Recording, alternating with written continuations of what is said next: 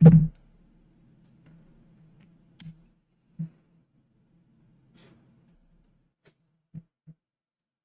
वरुण, क्या हाल चाल? Good evening, good evening, good evening. आ जाइए and we will get started. हाँ जी। Good evening, good evening. कैसे हैं आप लोग सब? हाँ जी, फटाफट आ जाओ। I will get start. Good evening, good evening. हम्म।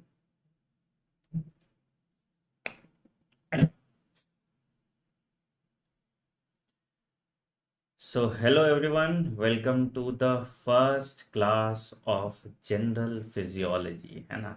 हम लोग पूरी फिजियोलॉजी यहाँ पे कंप्लीट करेंगे, साथ ही साथ आपकी एनाटॉमी भी कंप्लीट हो रहे हैं और आपकी बायोकेमिस्ट्री भी कंप्लीट हो रही है। फिजियोलॉजी का जब पहला चैप्टर देखोगे तो दैट इज होम्योस्टैसिस। आप सबको मैंने फिजियोलॉजी का पूरा सिलेबस नहीं दिखाया है, वो सिलेबस मैं दिखा देता हूँ बेटा। यहाँ पे आप आओगे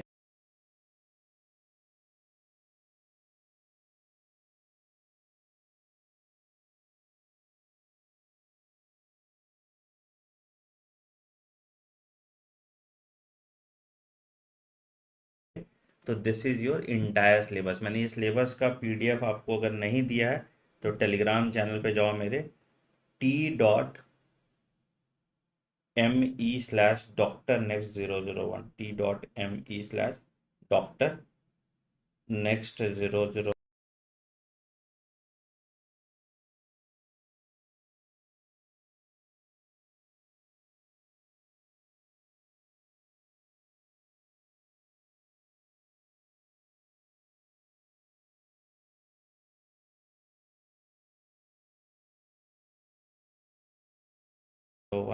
यहाँ पे आपको पूरा एनाटॉमी फिजियोलॉजी बायोकेम का सिलेबस है। तो एक बार पहले सिलेबस देख लो, क्या क्या पढ़ना है तुमको, कैसे कैसे पढ़ना है, एंड देन फिर हम बात करेंगे कि हम ये कितने दिन में कवर करेंगे, कैसे कवर करेंगे और कौन सी रिसोर्सेज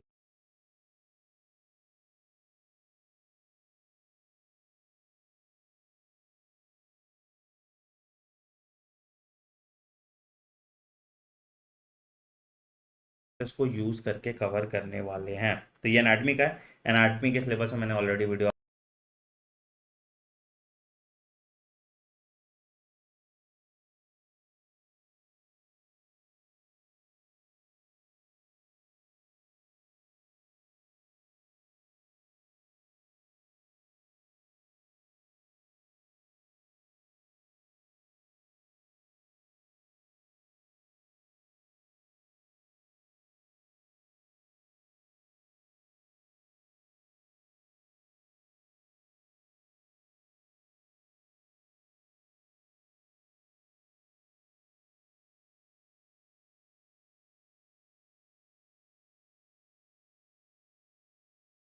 आपको बना के दे ही दिया था। कैसे क्वेश्चन आते हैं, सब्जेक्टिव क्वेश्चन कैसा होता है, ऑब्जेक्टिव क्वेश्चन कैसा होता है, उन सब पे ऑलरेडी हमने एक वीडियो डाल दिया था। ठीक है।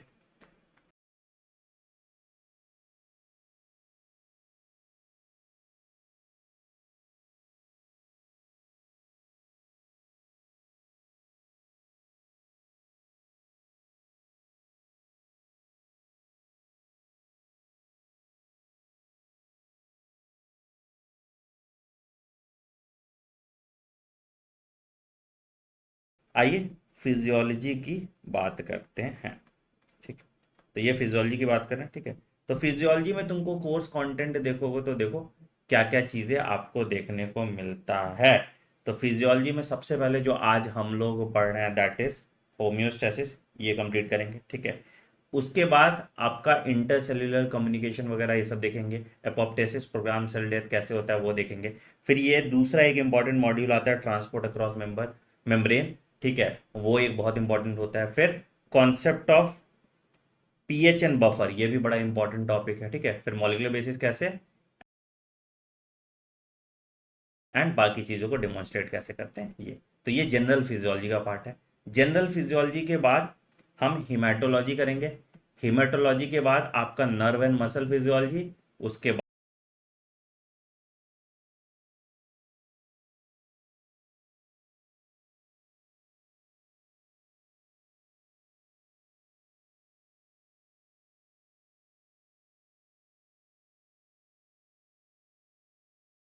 बाद गैस्ट्रोइंटेस्टाइनल फिजियोलॉजी, उसके बाद कार्डियोवैस्कुलर फिजियोलॉजी, उसके बाद रेस्पिरेटरी, उसके बाद रीनल, उसके बाद एंडोक्राइन, उसके बाद रिप्रोडक्टिव, और उसके बाद न्यूरो, और फिर उसके बाद लास्ट आपका आ जाता है इंटीग्रेटेड फिजियोलॉजी। ठीक है, तो ये सारे टॉपिक्स हमें कंप्लीट करनी है फिजियोलॉजी में। लगभग ये सब कुछ, वैसे तो इसमें बहुत सारा आवाज दिख रहा होगा, बट हम लगभग पूरी फिजियोलॉजी जो है अप्रोक्सीमेटली 80 आवर्स में कंप्लीट करेंगे। शुरू की क्लासेस थोड़ी स्लो होंगी, बट बाद में जैसे जैसे आप अडेप्ट करते रहेंगे हम क्लासेस को फास्ट कर देंगे। 80 आवर्स में हम पूरी फिजियोलॉजी कंप्लीट करेंगे। हम जो फिजियोलॉजी के लिए बुक फॉलो कर रहे हैं दैट इज गाइटन। ठीक है, अगर आप लोग को गाइटन का पीडीएफ चाहिए तो टेलीग्राम चैनल में मिल जाएगा। तो हम गाइटन के बेसिस पे इसी सिलेबस के नोट्स बनाएंगे, ठीक है, अपने से, और इसी को रिलीजियसली फॉलो करेंगे। This notes will help you for your college exam also, and this will help you for your next exam also. देखो अब तो हो गया है कि आप लोगों का नेक्स्ट एग्जाम होने की प्रोबेबिलिटी हो या नहीं हो, आपको नेक्स्ट एग्जाम के लिए प्रिपेयर्ड रहना चाहिए। तो हम इसी दोनों बेसिस पे आपके नोट्स बनाएंगे ताकि आपका पूरा सिलेबस कंप्लीट हो जाए। नोट्स कैसे बनाना है फिजियोलॉजी के, आज का लेक्चर तुम देखोगे जैसे मैं नोट्स बना रहा हूं वैसे ही नोट्स आप भी बनाएंगे। ठीक है, बिल्कुल। Basic medical anatomy physiology course की भी वैलिडिटी मैंने 1 साल तक बढ़ा के रख दी है, तो आपको टेंशन मत लो। हम बेसिक मेडिकल एनाटॉमी फिजियोलॉजी में सारे सिस्टम्स कवर करेंगे और यहां जनरल फिजियोलॉजी कवर करते रहेंगे। ठीक है सर, चलिए शुरू करते हैं अब फिजियोलॉजी का।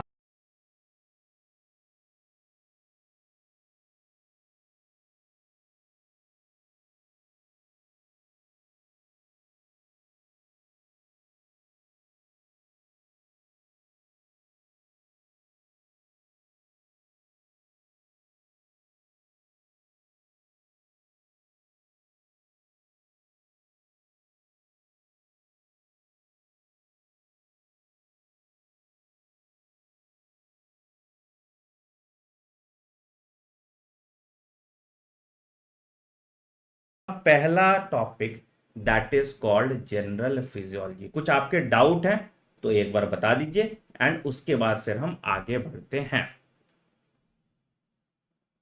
सर आपने बोला था कॉलेज जाने से पहले आप सारे 11 सिस्टम करवा देंगे, करा ही तो रहे भाई, मैं 2 क्लासेस ले रहा हूँ।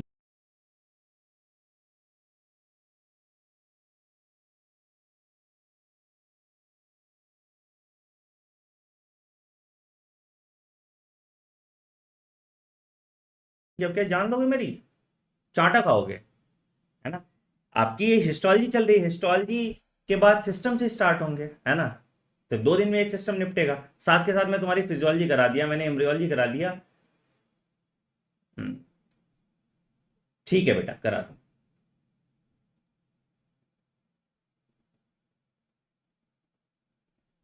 ठीक, देखिए जब से आपका कॉलेज स्टार्ट हो जाएगा ना, तब से हम क्लासेस को शाम में शिफ्ट कर देंगे या अर्ली मॉर्निंग कर देंगे आपके कॉलेज से पहले। अभी कॉलेज आपका स्टार्ट नहीं हुआ है, ठीक है, तो लोड मत लो, अभी आप क्लासेस करो, ठीक है।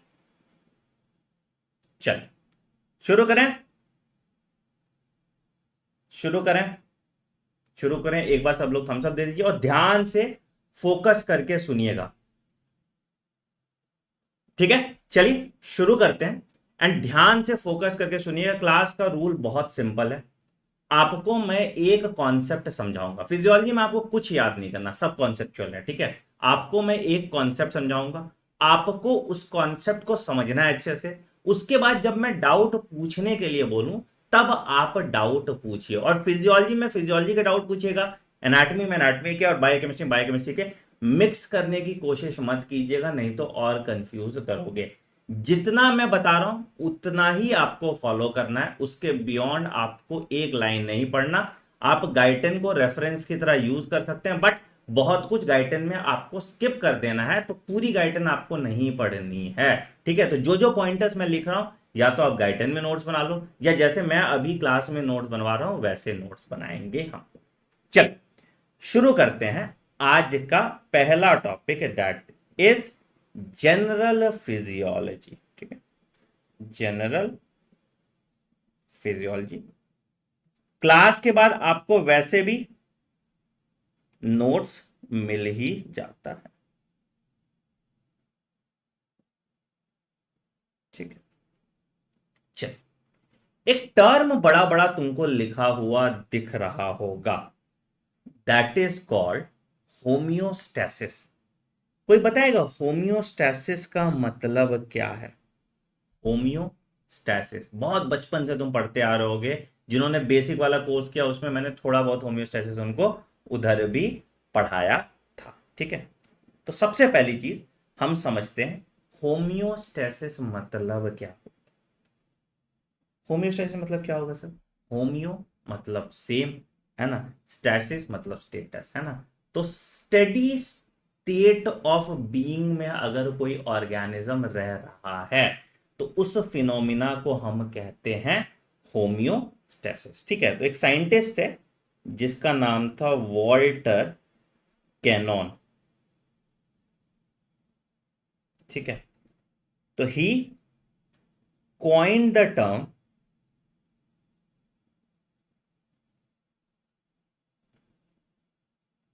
होम्योस्टैसिस।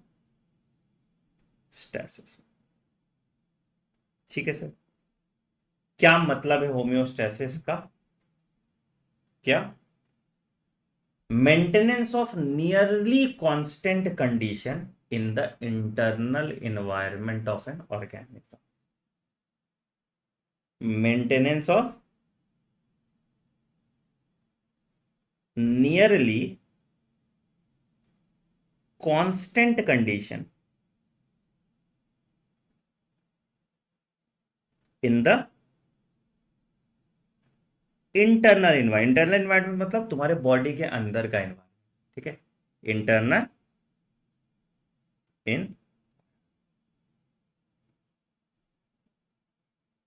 ठीक है, इंटरनल एनवायरनमेंट मतलब आपके बॉडी के अंदर के एनवायरनमेंट को हम इंटरनल एनवायरनमेंट बोलते हैं। ठीक है, अच्छा, अब इस इंटरनल एनवायरनमेंट को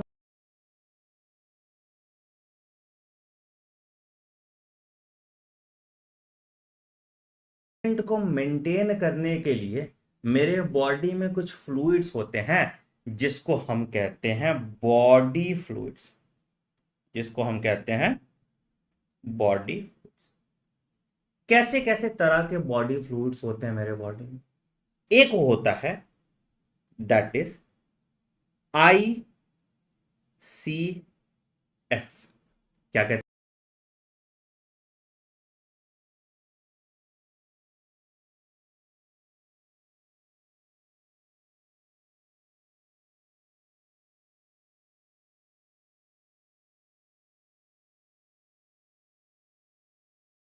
हैं सर इसको?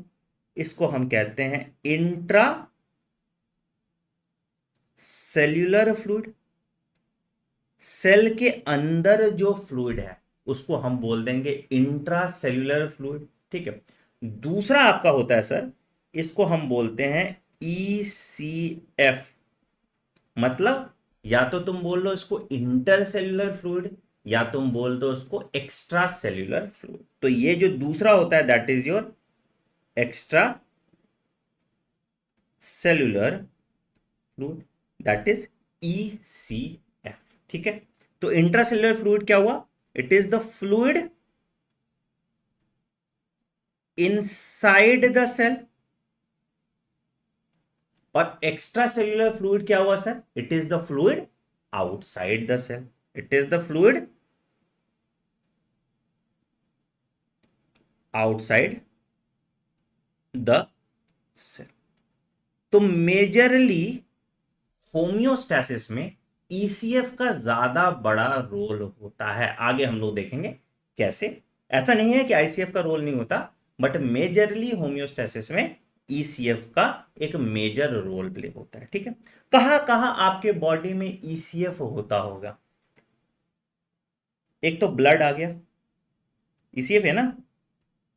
लिम्फ आपका ECF है ना। सेरिब्रोस्पाइनल फ्लूइड आपका ECF ही है, हाँ या नहीं। एक्वस ह्यूमर आपका आई में,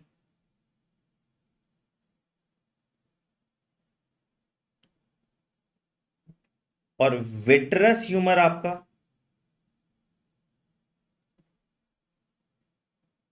ये भी आएंगे। तो ये सब क्या है, ये सब के सब आपके ईसीएफ ही हैं। And ECF plays a major role in homeostatic balances. ठीक है। अब जो आपका जो ये ईसीएफ होता है, जो आपका ये ईसीएफ होता है, it is in constant motion through out the body, है ना, ये फ्लो करते रहता है। तो ECF is in constant motion through out the body.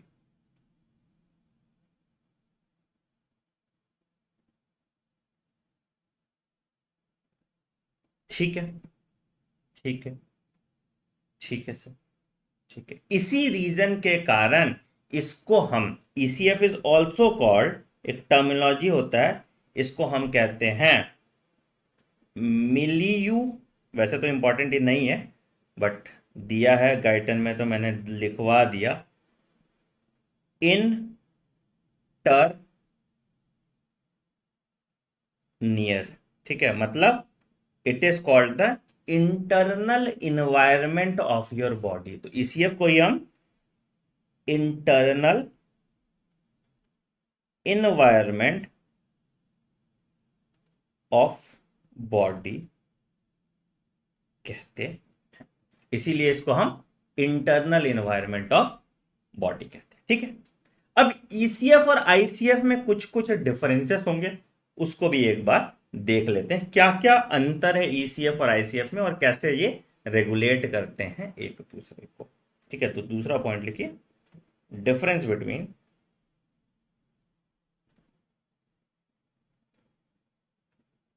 ECF and, इस नोट्स के बाद आपको कुछ और रेफर करने की जरूरत नहीं पड़ेगी, कोई भी बुक। ठीक है, क्योंकि सबका क्रक्स आपको दे दिया जा रहा है यहीं पे। ठीक है, तो ईसीएफ की बात करेंगे, तो ईसीएफ में क्या होगा, याद है आप सबको, मोस्ट अबंडेंट इंटरसेल्यूलर कटायन क्या था, याद कीजिए। तो क्या क्या होगा, तो ईसीएफ कंटेन्स Na प्लस ज्यादा होगा। ठीक है, याद है most abundant intercellular cation sodium. ठीक, Cl माइनस बाइकार्बोनेट आयन, ये भी याद होगा हैमबर्गर फिनोमिना के कारण। ठीक है, प्लस न्यूट्रिएंट्स तुम्हारा आ गया, न्यूट्रिएंट्स में क्या क्या आ जाएगा, ग्लूकोज आ गया,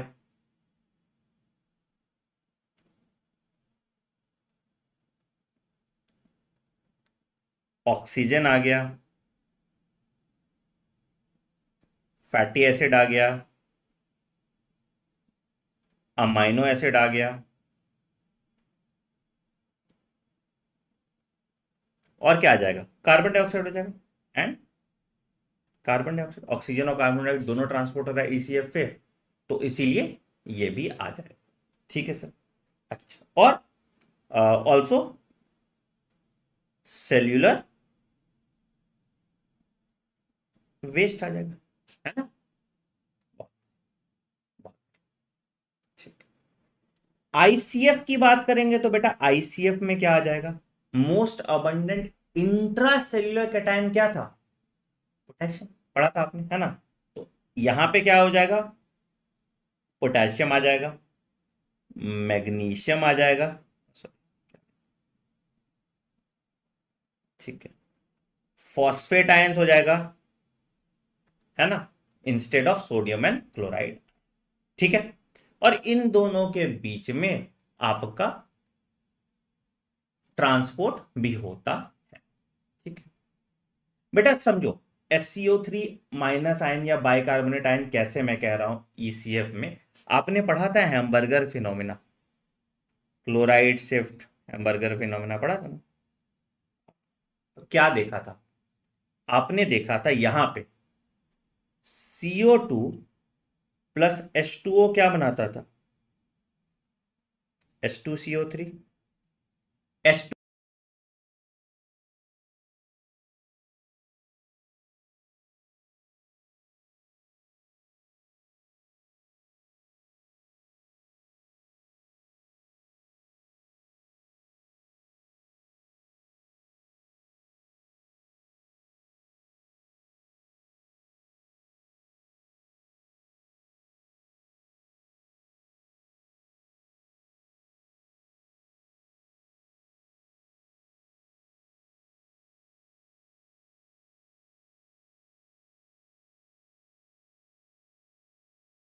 H2CO3 फिर डिसोसिएट करता था क्या, H plus plus HCO3 minus ion, ठीक है। और यहां क्या रहता था, यहां रहता था Na प्लस और Cl माइनस आयन। तो क्या होता था, HCO3 ECF में जाता था, है ना, और Cl माइनस आयन यहां पे आता था। तो SCO3 कहां ज्यादा होगा, obviously it will be in ECF, it will be in ECF। आई बात सबको समझ में, है ना, ये हमने पढ़ा था, ठीक है। चलो बढ़िया। वैसे तो खैर ये मैकेनिज्म तुम हिमेटोलॉजी पढ़ोगे तो बहुत डिटेल में पढ़ोगे, तो जो भी मैकेनिज्म समझ नहीं आ रहा, अब तुमको मेडिकल कॉलेज में एक एक मैकेनिज्म सब कुछ समझ में आ जाएगा, ठीक है। चल बढ़िया।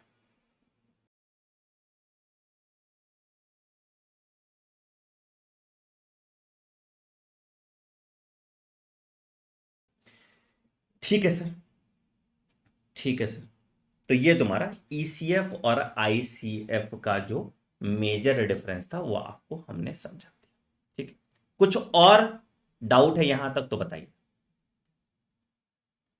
Sir SCO3 enters plasma during carbon dioxide transport, बिल्कुल वही तो बोला ना, तो फिर ईसीएफ ही हुआ ना वो।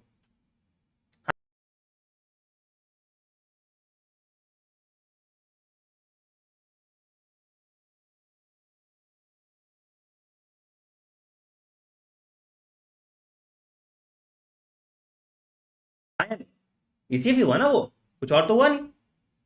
चल बढ़िया। यहां तक कोई दिक्कत, एक बात हम सब दो, हम हर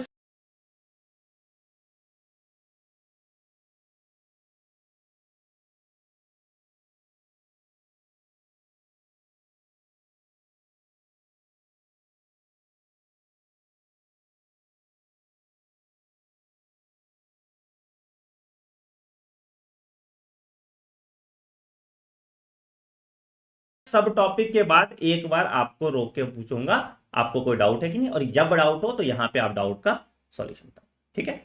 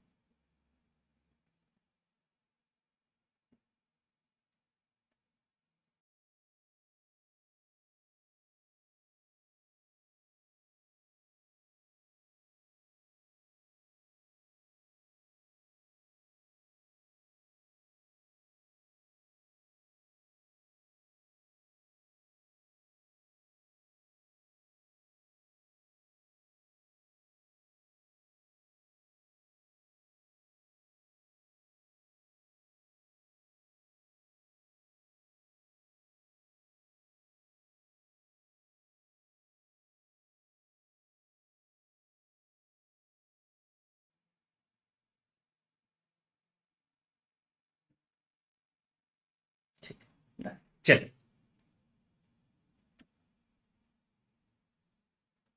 बढ़िया बढ़िया। अब बात करते हैं कि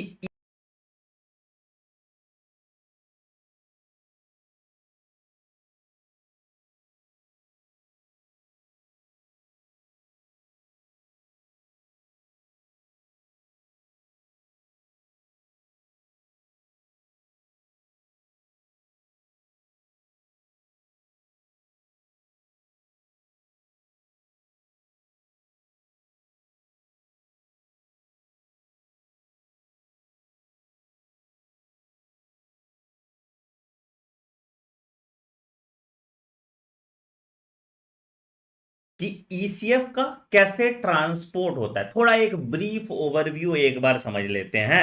ईसीएफ का ट्रांसपोर्ट एंड मिक्सिंग,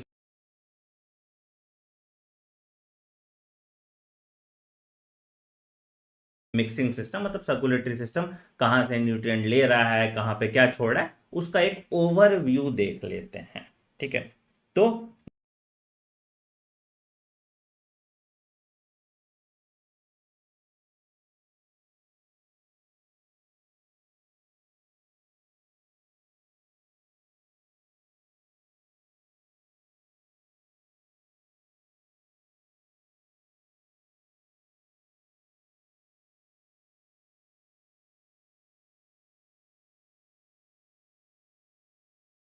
ब्लड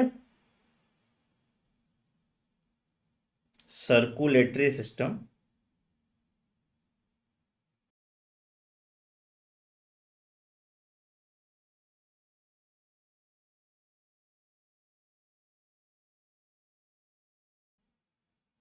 मैं टाइम पास चीजें छोड़ दूंगा तो अभी तुम्हारा टाइम बचेगा, है ना? सिर्फ मुद्दे की बात हम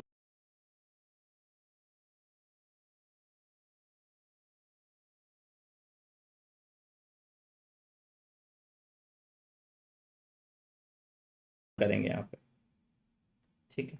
अच्छा, तो क्या होता है पूरा ब्लड सर्कुलेटरी सिस्टम में, आपने बचपन में पढ़ा था, ठीक है। एक डब्बा में बनाता था यूजी टाइम पे, जो एकदम बहुत जोर से तुम लोग समझ लेते थे, ठीक है। तो ये डब्बा आज भी एप्लीकेबल है, ठीक है।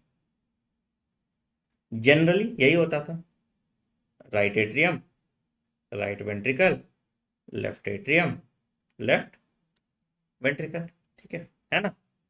और यहां से ऑक्सीजनेटेड ब्लड आता था बॉडी के डिफरेंट पार्ट्स में, ठीक है।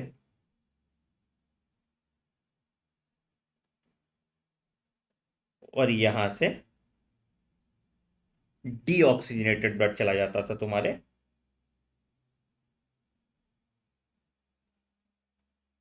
राइट, ठीक है सर। यहां से डीऑक्सीजनेटेड ब्लड आता था पल्मोनरी सर्कुलेशन के फॉर्म में, और ये चला जाता था तुम्हारे लंग्स में, है ना। और यहां से फिर से वापस से ऑक्सीजनेटेड ब्लड इधर आ जाता था, ठीक है सर। ये बेसिक सी चीजें आपने बहुत पहले बहुत बार बचपन से पढ़ते आ रहे हैं कि ऑक्सीजनेटेड ब्लड डीऑक्सीजनेटेड ब्लड का दायरा, ठीक है। तो क्या क्या चीज होम्योस्टैसिस मेंटेन करने में जरूरत पड़ रहा है? पहले हमको रेगुलेट करना है क्या, पीएच, या हमको रेगुलेट करना है मेरा कार्बन डाइऑक्साइड लेवल, या कह सकते हो ऑक्सीजन लेवल। अब ये कैसे रेगुलेट होगा? तो ये रेगुलेट करेगा क्या, लंग्स कराएगा, है ना। तो क्या करेगा, लंग्स तुम्हारा कार्बन डाइऑक्साइड वाला ब्लड ले लेता है ना। लंग्स तुम्हारा ये CO2 वाला ब्लड निकाल देगा, मतलब CO2 निकाल देगा, और ऑक्सीजन ले लेगा, है ना। इस तरह से बॉडी में तुम्हारे ऑक्सीजन आ जाएगा, ठीक है। अच्छा, तो ये CO2 O2 लेवल तुम्हारा ये मेंटेन कर लेता है लंग्स, और इसका रेगुलेशन तुम्हारा मेड्यूला करता है, ठीक है, जो अभी हम देखेंगे, ठीक। अच्छा, दूसरा तुम्हारा क्या हो जाएगा, गट वाला जो रीजन है, ठीक है। दूसरा हो जाएगा तुम्हारा न्यूट्रिएंट्स, ठीक है, कि कितना ग्लूकोज है, क्या टॉक्सिक प्रोडक्ट बन रहा है, क्या कितना ग्लाइकोजन है, कितना ग्लूकोज है, तो ये तुम्हारा कौन सा करेगा, ये गट करेगा। तो ब्लड में ही भेजेगा, सामान आदान प्रदान करेगा, ठीक है। एक्सक्रीशन का काम भी कौन करेगा? अब तुम बोलोगे सर किडनी। किडनी का जो मेजर काम होता है दैट इज ऑस्मो रेगुलेशन, ठीक है। वैसे तो एक्सक्रीशन भी कर रहा है, ठीक है। तो यहां पे तुम लिख सकते हो इसमें किडनी एंड गट। गट में लिवर भी हेल्प करता है ना, ठीक। अच्छा, उसके बाद इलेक्ट्रोलाइटिक बैलेंस मेंटेन करके हमको रखना है ना। वो भी काम कौन करता था, वो भी किडनी करता था, ठीक है? तो इसका रेगुलेशन ऑफ इलेक्ट्रोलाइट्स ये भी कौन करता था, ये भी आपका किडनी ही करता था, है ना। तो ये सभी ऑर्गन्स ब्लड के साथ मिलके होम्योस्टेसिस रेगुलेट करेंगे, यही सभी ऑर्गन ब्लड के साथ मिलके होम्योस्टेसिस रेगुलेट करेंगे, हाँ या नहीं? ठीक है, कोई दिक्कत यहां तक? बढ़िया। भाई प्लीज ये क्या है, टेलीग्राम जो शेयर कर रहा है, तुरंत ब्लॉक हो जाओगे बेटा, कोई भी ऐसे टाइम पास करोगे तो।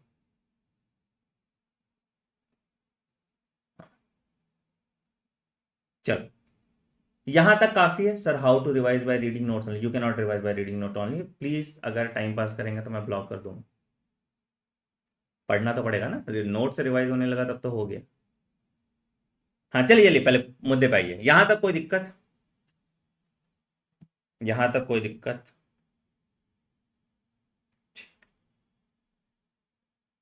तो ये तुम्हारा एक तो ब्लड सर्कुलेशन सिस्टम का रिव्यू हो गया। ठीक। अच्छा, मेरे बॉडी का रेगुलेशन कौन करता है? आपको देखे थे ना, आपने पढ़ा था दो चैप्टर, एक न्यूरल कंट्रोल एंड रेगुलेशन और एक पढ़ा था केमिकल कंट्रोल एंड रेगुलेशन, पढ़ा था ना? तो रेगुलेशन ऑफ बॉडी फंक्शन कौन करेगा?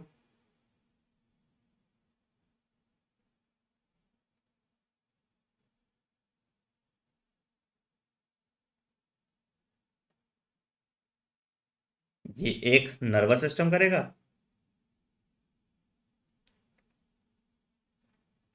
और दूसरा आपका एंडोक्राइन सिस्टम करेगा।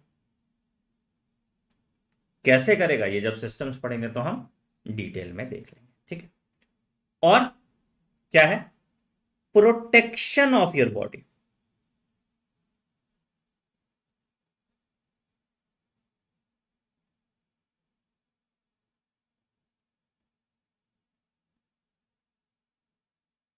ये दो सिस्टम करेगा। कौन कौन सा सिस्टम करेगा? प्रोटेक्शन ऑफ योर बॉडी में एक आपका इम्यून सिस्टम का एक मेजर रोल हो जाएगा,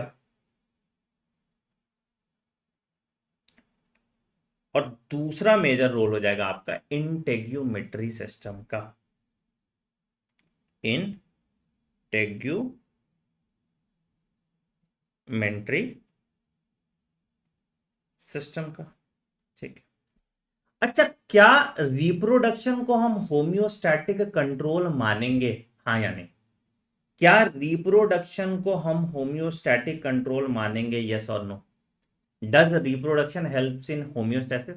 essentially reproduction does not help in homeostasis as a whole, but कुछ रिप्रोडक्शन के फिनोमिना होते हैं जहां पे होम्योस्टैटिक कंट्रोल रिक्वायर्ड होता है, जैसे चाइल्ड बर्थ हो गया है ना, लैक्टेशन हो गया, इन सब जगह आपका होम्योस्टैटिक कंट्रोल रिक्वायर्ड होता है, ठीक है। तो दिस इज एन ओवरव्यू, कहां कहां होम्योस्टैसिस रिक्वायर्ड होता है, कैसे ब्लड सर्कुलेशन को रेगुलेट करने के लिए बॉडी फंक्शन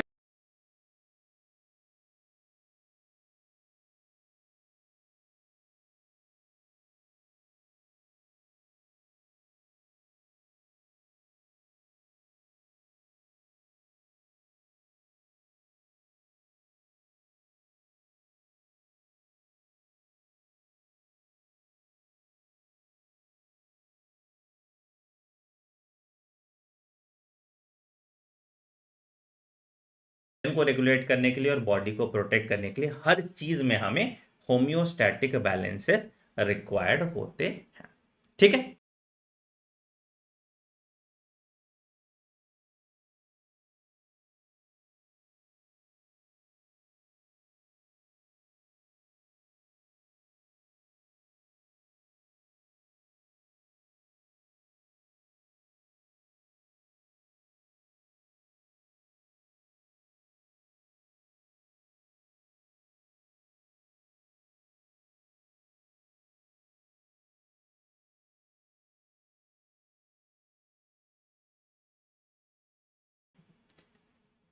बढ़िया, डिलीट कर दें, एक्स्ट्रा पेज हो गया।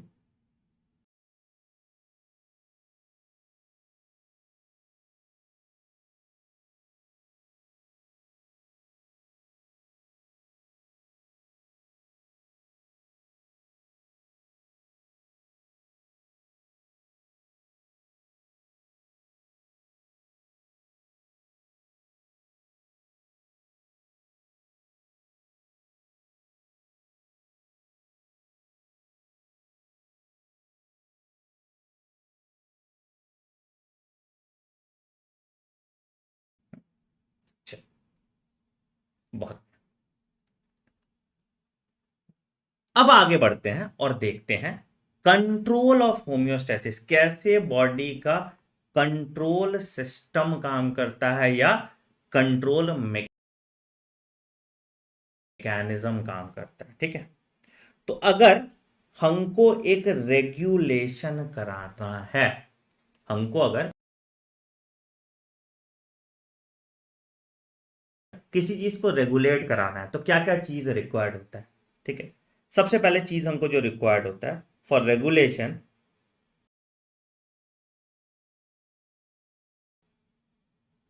कोई भी चीज रेगुलेट करना है या रेगुलेशन करना है या कंट्रोल ऑफ होम्योस्टेसिस कराना है, तो हमको तीन कंपोनेंट रिक्वायर्ड होता है, थ्री कंपोनेंट्स। मैं एग्जांपल से भी समझाऊंगा आपको। ठीक है, आर रिक्वायर्ड। क्या है सर? सबसे पहला कंपोनेंट है एक रिसेप्टर जो स्टिमुलस परसीव करेगा। हाँ या नहीं? जो स्टिमुलस परसीव करेगा। क्या रिप्रोडक्शन वाला पॉइंट बेटा, रिप्रोडक्शन में क्या है ना, समझो ना, अभी रिप्रोडक्शन जैसे हो रहा है, क्या रिप्रोडक्शन में कौन सा होम्योस्टैटिक बैलेंस है? नहीं ना।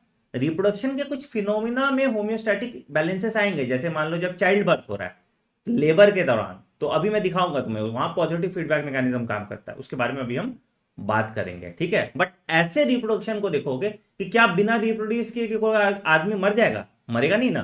तो overall homeostatic role in reproduction is very limited, ये बात मैं बोल रहा हूं। इंटेग्यूमेटरी सिस्टम बेटा स्किन आप लोग सिलेबस में नहीं पढ़ते हो। अब पहला सिस्टम जो मैं आपको पढ़ाऊंगा ना स्केलेटल सिस्टम के बाद, इंटेग्यूमेटरी सिस्टम ही पढ़ाऊंगा क्योंकि आपके एनसीईआरटी में नहीं था। ठीक है, चलिए। तो रिसेप्टर है, रिसेप्टर क्या होगा? रिसेप्टर आपका सिग्नल परसीव करेगा, है ना। रिसेप्टर क्या करेगा? रिसेप्टर रिसीव स्टिमुलाई,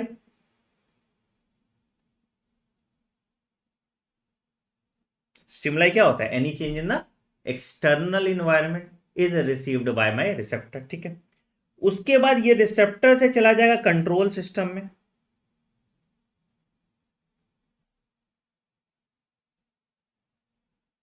ये मैसेज कंट्रोल सिस्टम परसीव करेगा और उस पर क्या रिएक्शन करना है उसके लिए इंफॉर्मेशन रिले करेगा इफेक्टर को। तो it will perceive the stimuli या information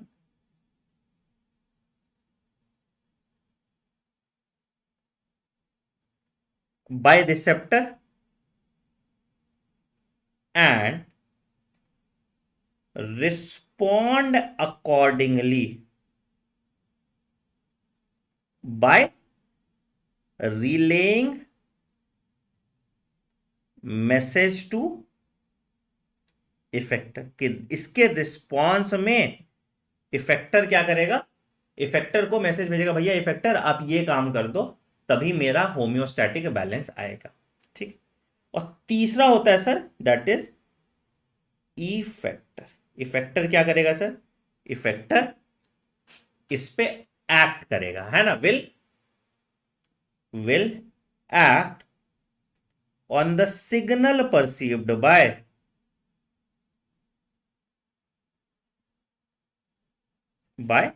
control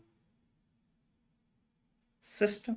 will act on the signal perceived by control system, है ना। तो कंट्रोल सिस्टम आपके बॉडी के सारे सिस्टम्स को रेगुलेट करता है और उनका होम्योस्टैटिक बैलेंस मेंटेन करके रखता है। ठीक है, एग्जाम्पल देखें एक दो कंट्रोल सिस्टम का। हाँ यानी एक लिखो एग्जाम्पल ऑफ कंट्रोल सिस्टम। मैं गाइटन वाले एग्जाम्पल ही आपको करा देता हूं। ठीक है,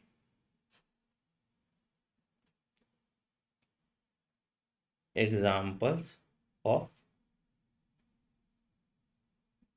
control.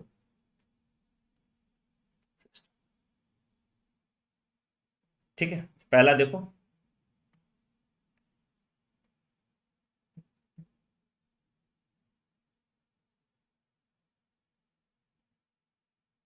Regulation of oxygen and carbon dioxide concentration in ECF।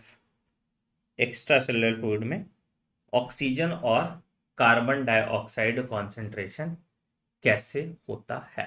ठीक है, एक फिनोमिना होता है जिसको हम बाद में डिटेल में पढ़ेंगे। ठीक है, अभी बस इसका नाम लिख लो। इसको हम कहते हैं oxygen buffering function of haemoglobin. Basically क्या होता है, सिंपल है ना, कि अगर पार्शियल प्रेशर ज्यादा होता था, ठीक है, तो Hb+O2 क्या बनाता था, HbO2। और अगर ये कार्बन डाइऑक्साइड का पार्शियल प्रेशर ज्यादा था तो क्या होता था, Hb+CO2 क्या बनाता था, HbCO2। ठीक, दूसरा हम देखते थे हीमोग्लोबिन में क्या होता था, वही जो मैंने अभी बताया था, CO2+H2O in presence of carbonic anhydrase RBC में।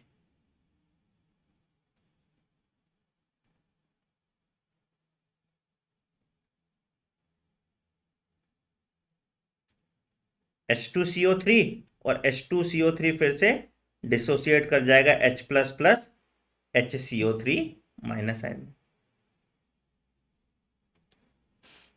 है ना।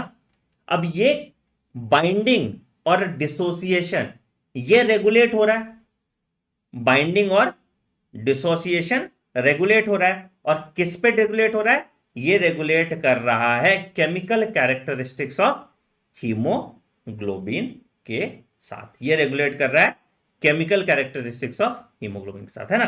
तो जब पार्शियल प्रेशर ऑफ ऑक्सीजन ज्यादा था तो क्या हुआ, binding affinity of haemoglobin with oxygen increases, है ना। बट जब पार्शियल प्रेशर ऑफ ऑक्सीजन कम था तो डिसोसिएशन ऑफ ऑक्सीजन बढ़ गया and binding affinity of haemoglobin with carbon dioxide ज्यादा हो गया, है ना।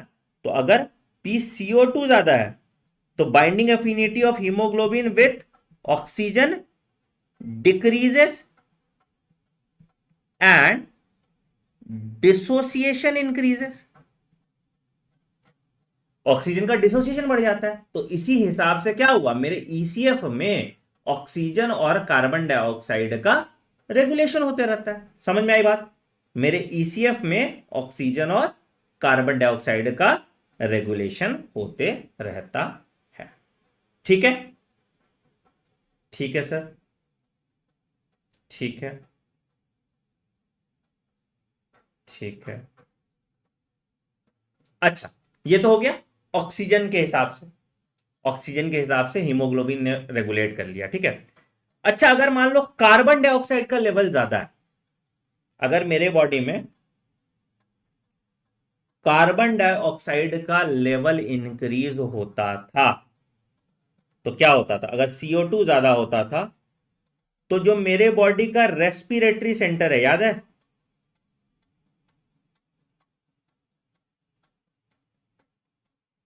ये क्या करता था,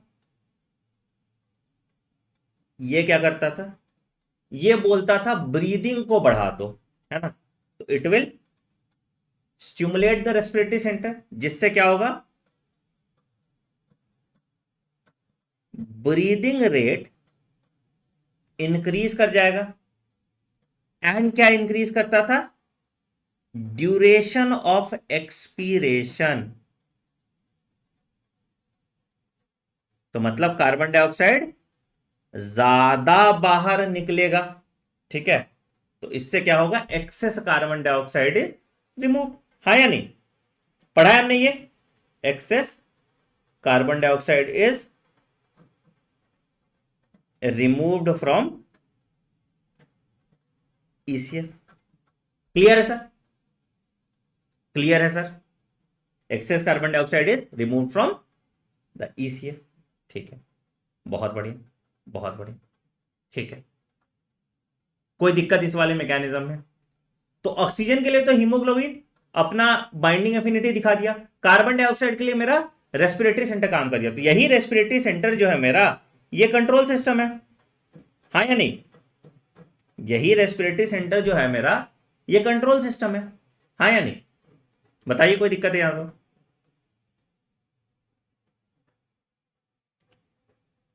ठीक।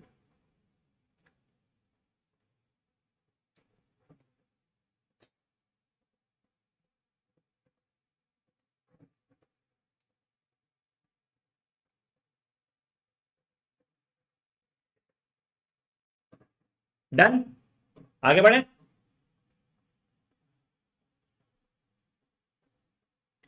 आगे बढ़े। हाँ बेटा है ना, ये है टेलीग्राम। t.me/डॉक्टर नेक्स्ट 00, ये टेलीग्राम। ठीक है। हाँ।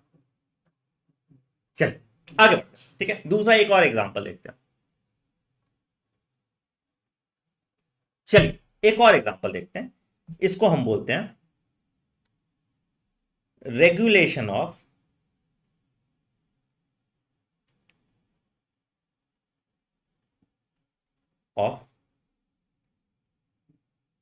Arterial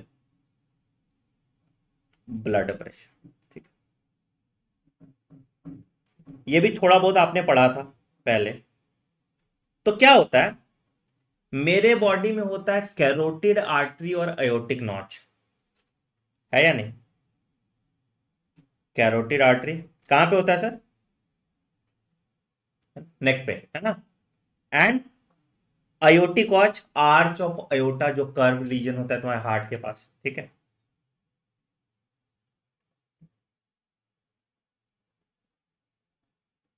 aortic notch. तो यहां पे क्या है सर, मेरे पास होता है बेरो रिसेप्टर्स। बेरो रिसेप्टर, बेरो मतलब प्रेशर मेजर करता है ना, बेरो रिसेप्टर्स। ठीक है। अब होता क्या है, अब होता क्या है, अब होता क्या है कि जैसे यहां पे बेरो रिसेप्टर्स होते हैं, तो जब ब्लड प्रेशर इंक्रीज करेगा या ब्लड वॉल्यूम इंक्रीज करेगा, इससे क्या होगा? ब्लड प्रेशर इंक्रीज करेगा। इससे क्या होगा? Walls in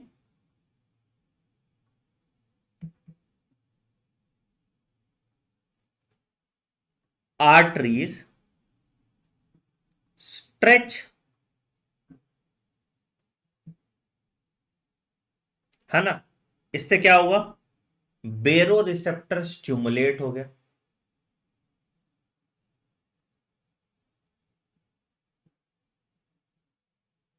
are stimulated. ठीक है। ठीक है। ठीक है। तो अब ये सिग्नल कहां जाएगा? तो ये भेजेगा सिग्नल टू मेड्यूला, है ना? ये तो ऑटोनॉमिक नर्वस सिस्टम में रेगुलेट होगा। ठीक है। मेड्यूला क्या करेगा?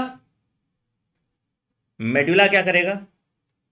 सिंपैथेटिक नर्वस सिस्टम को बोलेगा भैया, जो तुम वेजो मोटर सेंटर भेज रहे थे वहां से। ठीक है, तो ये क्या करेगा? ये जाएगा वेजो मोटर सेंटर पे। वेजो मोटर नाम समझ रहोगे, मूवमेंट करा रहा है ब्लड वेसल में। तो वेजो मोटर सेंटर पे जाएगा और बोलेगा, इनिबिट करेगा इसको, कि भैया मत कराओ कॉन्ट्रैक्शन, वैसे ही मामला गंभीर है। ठीक है। तो यहां पे ये क्या करेगा? इनिबिट कराएगा। ठीक है। तो इससे क्या होगा कि नंबर ऑफ इंपल्स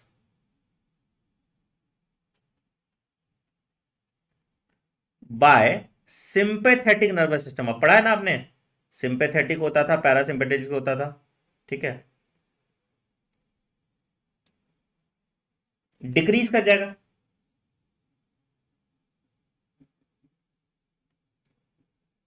तो मतलब अगर सिंपैथेटिक नर्वस सिस्टम कम काम कर रहा है, तो इससे क्या होगा? हार्ट रेट कम होगा। हार्ट रेट कम होगा और इससे क्या होगा? कार्डियक आउटपुट कम होगा। एंड और ये क्या कर देगा, ये करेगा dilation of peripheral, side by side जो ब्लड वेसल्स हैं वहां पे, ताकि खून इधर उधर पहुंचा दे, ताकि जो मेन आर्टरी है वहां पे प्रेशर कम हो जाए। ब्रेन में बेटा, मेडुला रीजन में है ना, सिग्नल जो आ रहा है ये मेडुला रीजन में है सारे, ठीक है। Dilation of peripheral blood vessels, समझ में आया सर? तो यहां भी देखो, वेजोमोटर सेंटर जो था ये रेगुलेट कर रहा था यहां पे homeostasis of atrial blood pressure, ये रेगुलेट कर रहा है homeostasis of atrial blood pressure.